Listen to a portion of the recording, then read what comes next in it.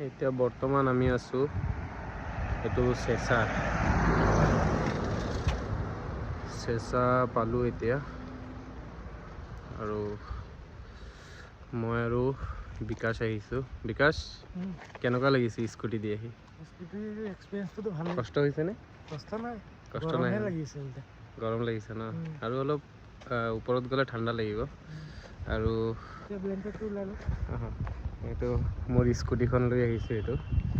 এইটো এতিয়া অলপ ঠাণ্ডা লাগিছে, সেইটো কাৰণে এতিয়া এইটো জেকেটটো বদলাই এইটো জেকেটটো পিন্ধিম আৰু বাকী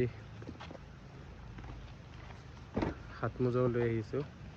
এইকেইটা এতিয়া পিন্ধিম আৰু ইয়াৰ পৰা মানে ঠাণ্ডাটো ষ্টাৰ্ট হয় আৰু স্কুটি চলাই আছোঁ, হাত পূৰা বৰফ হৈ গ'ল।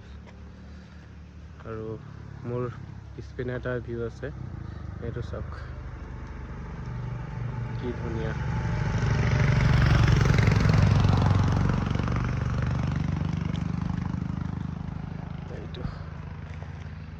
এতিয়া কমচে কম আমি পাহাৰ কেইটামান পাৰ হৈছোঁ, 15টামান পাহাৰ পাৰ হৈ গৈছোঁ।